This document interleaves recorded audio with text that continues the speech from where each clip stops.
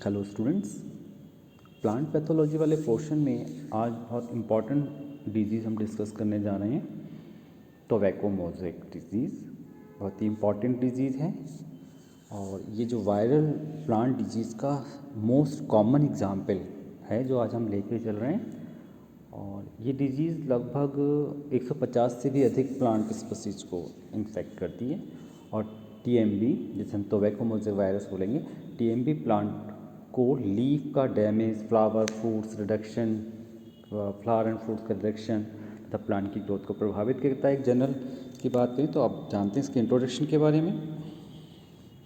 TMB जो है tobacco mosaic virus most serious pathogen है जो टोबैको की लीव्स पर मोज़ेक डिजीज़ कॉज करता है और यह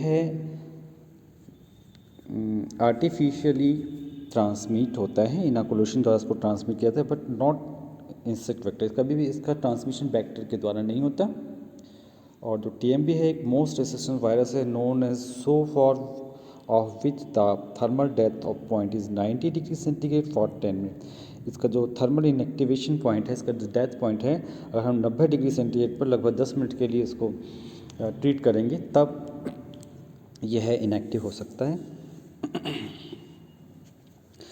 This is the first virus that was crystallized in 1935 by Stanley in USA. और ये पहला ऐसा वायरस है जो 1935 में स्टेनले द्वारा इसको क्रिस्टलाइज किया गया, आइसोलेट किया गया, जिसके लिए उनको नोबेल प्राइज़ से भी सम्मानित किया गया था। अब बात करते हैं इसके सिम्टम्स की। इस सिम्टम्स को हम कैटेगराइज करें, सिम्टम्स को, सोलनेसिस प्लांट को ये डैमेज करता है, अन्य प्लांट को भी इन्फेक्ट कर सकता है। इसके जो कुछ स्ट्रेन हैं इस प्रकार से रिपोर्ट किए गए हैं कि इन्फेक्शन के बाद यह लीफ का जो कलर है उसकी लाइटनिंग करता है और वेन्स क्लियरिंग भी कॉज करता है। बहुत ज़्यादा ये सिम्टम्स भी ये पैथोजन जो है कॉज करते हुए पाया गया। देखिएगा इस प्रकार से इसके सिम्टम्स यदि हम देखें, देखिए ये इन्फेक्टेड लीफ है। इन्फेक्टेड लीफ इस प्रकार से दिखाई देती है। टीएमबी के जो पार्टिकल्स होता है, स्ट्रक्चर ऐसा होता है। अगर डिटेल्स में से हम आगे बात करेंगे डिटेल्स में स्ट्रक्चर की। अगर हाँ सिम्टम्स को कैटेगराइज करें तो हम इस प्रकार से बता सकते हैं।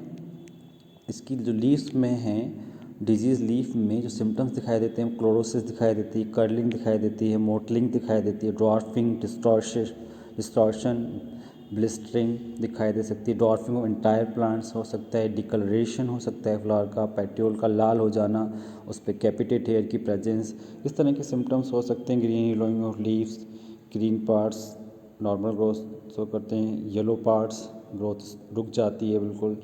मोज़ेक सिम्टम्स का मतलब जो होता है ग्रीन और येलो स्पॉट दिखाई देते हैं। मोज़ेक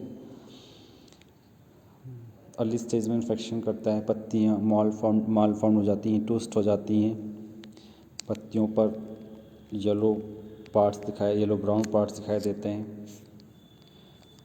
पार्शियल पॉलिन्स में देखने को मिलती है इसके इन्फेक्शन से। तो ये तो रहा इसके सिम्टम्स। अगर हम सिम्टम्स को देखें इस प्रकार से दिखाई देंगे। देखिएगा ये रहे सिम्टम्स। अब जरा हम कॉजल ऑर्गेनिज्म के बारे में जानेंगे। इनके स्ट्रक्चर को देखें। इससे पहले थोड़ा सा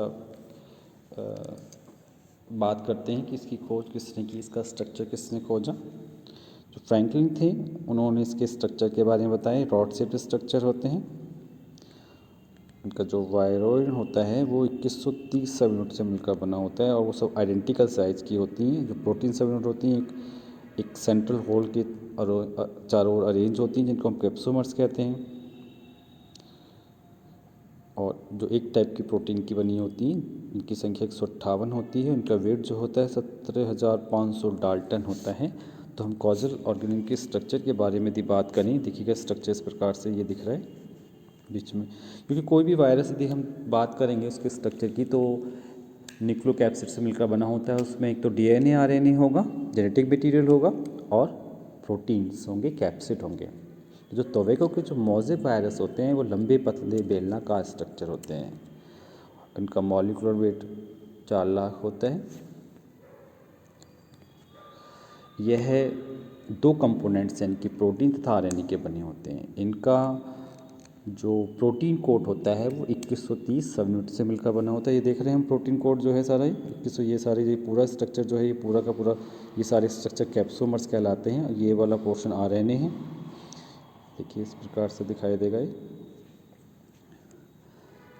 फिर सभी कैप्सोमर्स का स्ट्रक्चर समान होता है। एक का कैरेक्टरिस्टिक फीचर होता है। प्रत्येक का मॉलिक्यूलर वेट 18,000 होता है, जिसमें कैप्सोमर्स 158 अमीनो एसिड की एक चेन होती है। प्रत्येक और ये जो अमीनो एसिड होते हैं वो उसमें एक निश्चित क्रम में अरेंज होते हैं। प्रत्येक वायरस में कैप्सोमर्स की 130 हेलिक्स होती है। जो हेलिक्स होती हैं वो 130 हेलिक्स हैं। ये जो हेलिक्स हैं 130, इसकी संख्या 130 है। और प्रत्येक में टर्न में 16.5 कैप्सोमर्स की संख्या होगी। प्रोटीन यूनिट की जो सेंटर में आरएनए का स्ट्रैंड है, देखिए ये जो आरएनए का स्ट्रैंड देख रहे हैं, आरएनए का स्ट्रैंड है जो 6500 न्यूक्लियोटाइड का बना होता है।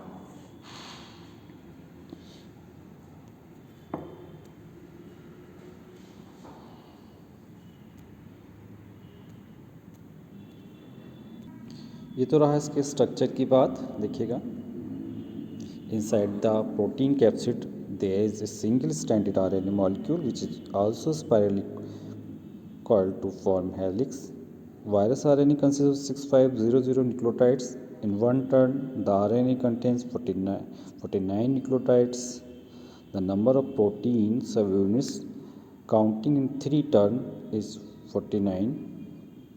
Therefore, a single protein subunit is linked with 3 nucleotides of RNA. Arrangement of capsomers of RNA is shown in figure. इस फिगर में देखिएगा इस प्रकार से सारा कुछ क्लियर करके बताया गया है। अभी देखिएगा एक बार और हम देखेंगे इस स्ट्रक्चर को ध्यान से। कैप्सोमर्स आरएनए को अलग करके दिखाया गया है।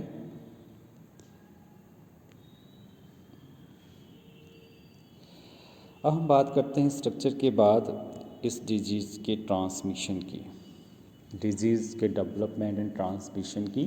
तो जो टीएमबी इन्फेक्टेड लीफ तथा जो टीएमबी होता है वो इन्फेक्टेड लीफ तथा सॉइल पर प्रेजेंट स्टॉक पर सर्वाइव करता है। और इसका इन्फेक्शन जो होता है वो सिस्टेमिक होता है, इनकी एक जगह से सब में फैल जाएगा और ये प्लांट की पैरेन्काइमेटस सेल को इन्वेड कर लेता है तथा इनका movement cell to cell phloem से होता है।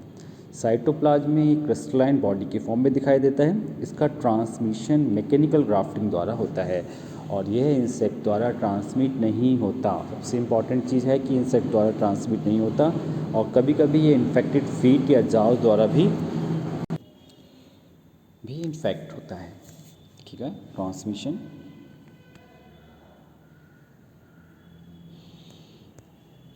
हम बात करेंगे इसकी डिजीज़ मैनेजमेंट की या कंट्रोल मेथड की। तो कंट्रोल मेथड की हम बात करें, TMB occur in tobacco growing areas and considered to be one of the most important tobacco virus economically। यह एक मतलब टोबैको ग्रोइंग एरिया में तो पाई जाएगा और यह बहुत ज़्यादा इम्पॉर्टेंट एक वायरस माना जाता है। और इसकी और दूसरी बात इम्पॉर्टेंट बात इसकी ये है कि insect are not important in its spread, क्योंकि इंसेक्ट का इसके ट्रांसमिशन में कोई रोल नहीं है। तो हम कोई इंसेक्टिसाइड वगैरह यूज़ नहीं करेंगे। हम इसको क्रॉप रोटेशन द्वारा कंट्रोल कर सकते हैं, फील्ड सैनिटेशन कर सकते हैं, रेसिस्टेंट वैरायटीज़ बो सकते हैं।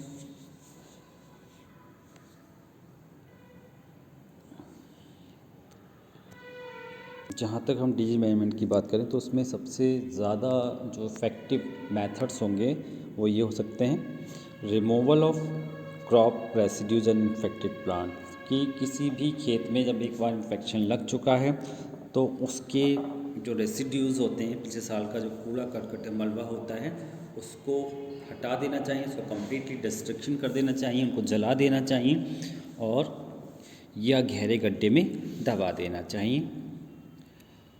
और इसके जो वीड्स होते हैं बाकी और जो सोलेसिस वीड हो सकते हैं इस पर जो ये स्टे कर सकता है उनको हमें रिमूवल कर देना चाहिए, कंप्लीट डिस्ट्रक्शन कर देना चाहिए। साल में 2 बार क्रॉप रोटेशन करना चाहिए। क्रॉप रोटेशन का पैथोलॉजी के सेंस में या कंट्रोल मेथड में ये रोल होता है कि जब पर्टिकुलर कोई होस्ट या कोई स्पेसिफिक होस्ट उनको हर साल नहीं मिल पाता पैथोजन को, तो धीरे धीरे करके डिस्ट्रॉय हो जाते हैं। और हर साल जब एक जैसी फसल बोते हैं तो उनको अपना होस्ट मिलता रहता है और डिजीज़ एंडेमिक हो जाती हैं।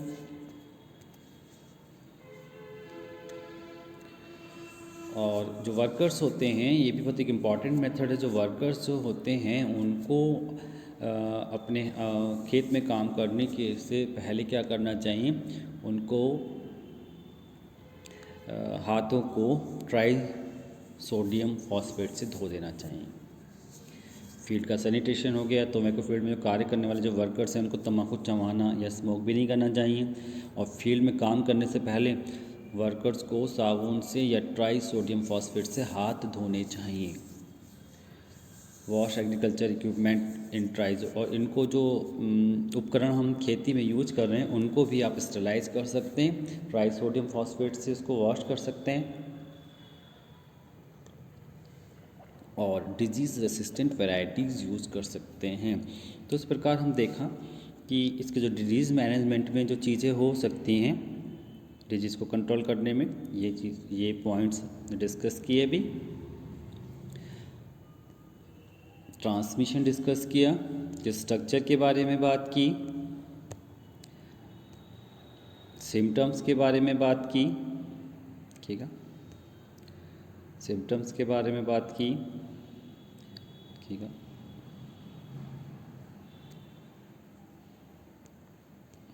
थोड़ा सा इंट्रोडक्शन वाला पोर्शन लेके चले हम, कौन सा वायरस है, किसने इसकी खोज की, किसने इसको स्टरलाइज किया। तो इस प्रकार आज हमने तो वैकोमोज़िक डिजीज़ के बारे में पढ़ा, उसके कंट्रोल मेथड के बारे में पढ़ा। आज का वीडियो यहीं समाप्त होता है। धन्यवाद।